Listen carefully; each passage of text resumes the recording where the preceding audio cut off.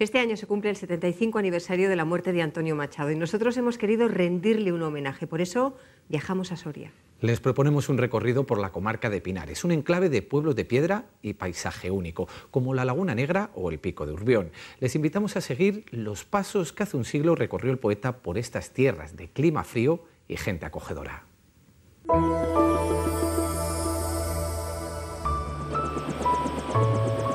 Hasta estas cumbres ascendió el poeta sevillano hace ya más de un siglo. Huyendo de la desastrosa sombra del 98, Antonio Machado buscaba inspiración en las raíces de la vieja Castilla, por lo que decidió beber el agua que emanaba de la fuente del Duero, entre verdes pinos, a los pies del aire puro que destila el Pico de Urbión.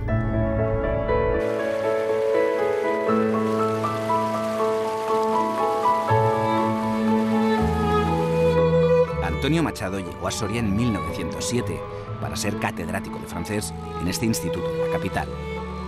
En la ciudad conoció a su amada Leonor y en la provincia se enamoró de los sobrios y austeros paisajes castellanos. Hoy José María, otro profesor de lengua y literatura, nos ayuda a retomar la senda del soñador de caminos.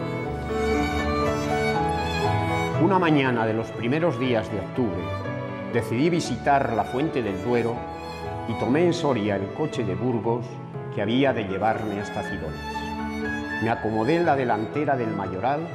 José María, buen conocedor de la obra machadiana, suele llevar a sus alumnos de literatura a emular la excursión que un siglo atrás realizó don Antonio antes de escribir la negra leyenda ambientada en la tierra de Pinares. Lo que vemos en este poema es la excursión que hace Antonio Machado, paseante por las afueras de Soria, en el paisaje, ¿no? Entonces asciende a los montes.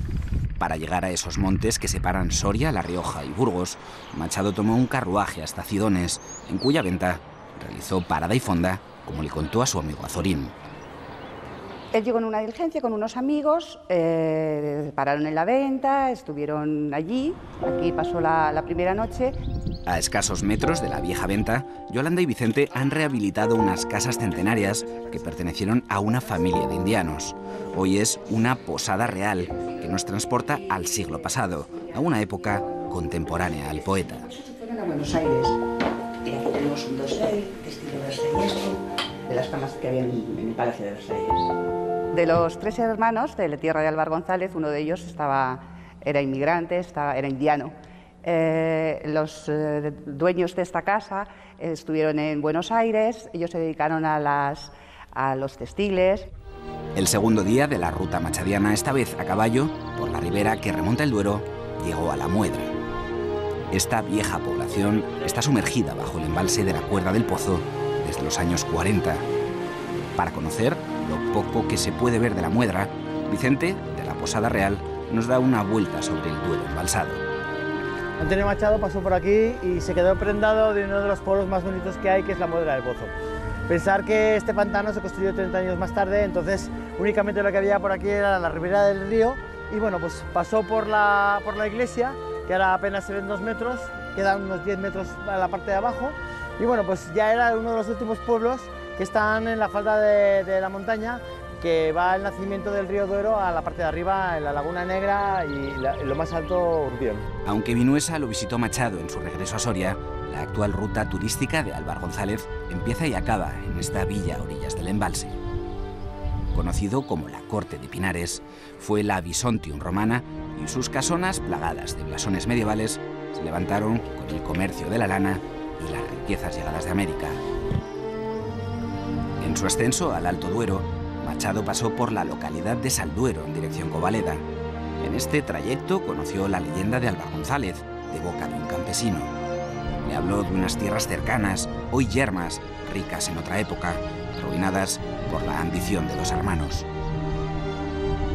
Como consecuencia de esta excursión va a surgir una obra significativa dentro de la producción lírica de Antonio Machado, como es La tierra de Álvar González. Unas tierras malditas por la codicia de unos hijos parricidas que mataron a su padre para heredar su hacienda. Antes de la maldición, fueron un vergel para el cereal y el ganado, y una cantera que hacía latir los fogones y pucheros del norte de Soria.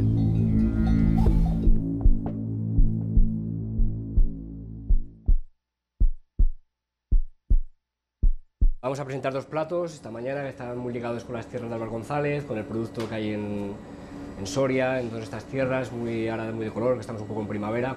Vamos a empezar con una especie de revuelto, bueno, pues al final presentado de forma diferente. Salteamos nansarones de temporada, de aquí de Soria, también unos boletus, que ya hemos cortado, unos confitado y otros salteado. Hacemos un huevo a baja temperatura, que sería una especie de huevo poché. Lo ponemos en el centro.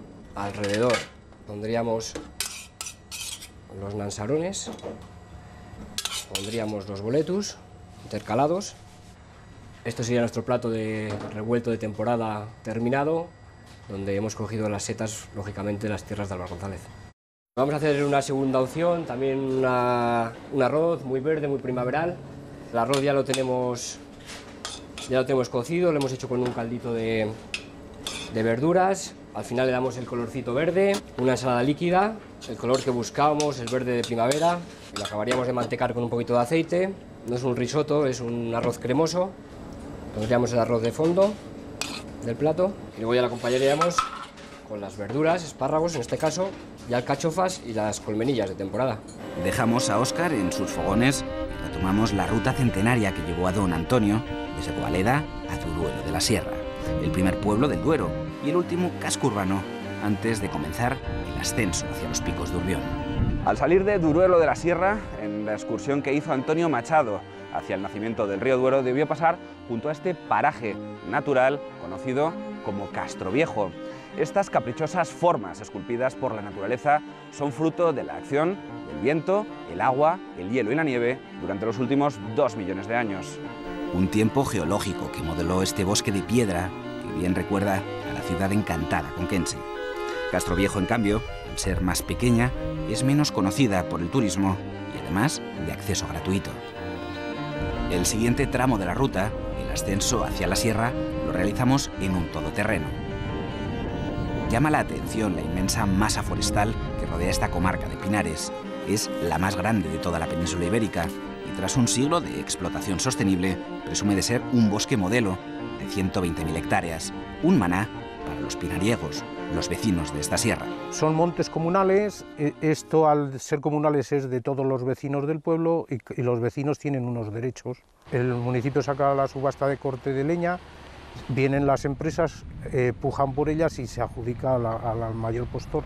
Ese dinero que se saca de ese corta se deja una parte para mejoras del monte, otra parte va al ayuntamiento pues para beneficio de todos los vecinos y hay una parte muy importante que se reparte luego pues para cada vecino que tiene los derechos. En el ascenso hacia los picos de Urbión conocemos al Duero recién nacido, cargado de agua de deshielo y alimentado de arroyos y escorrentías que buscan al padre Duero, como lo llamó Machado.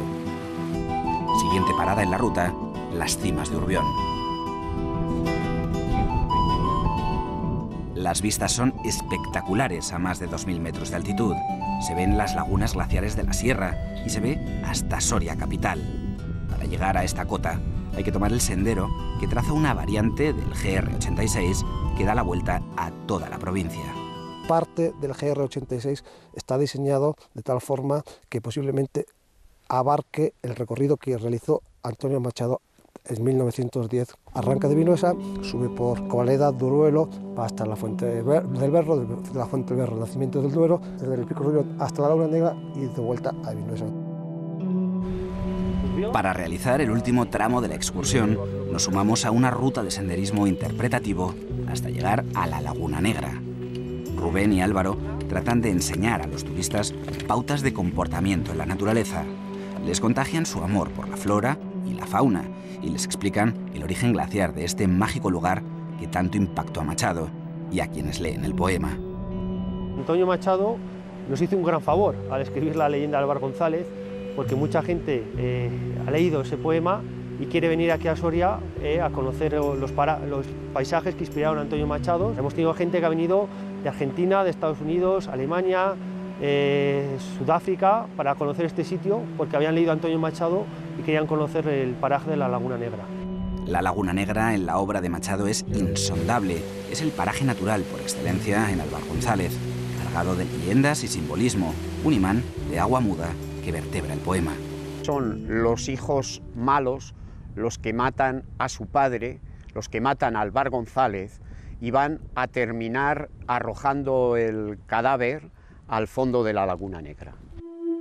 La culpa y el remordimiento se vuelven, en los últimos versos, contra los parricidas, y la propia naturaleza se venga de ellos. La tierra yerma y el ganado enfermo dejó una sola salida a los dos hermanos. Llegaron los asesinos hasta la Laguna Negra.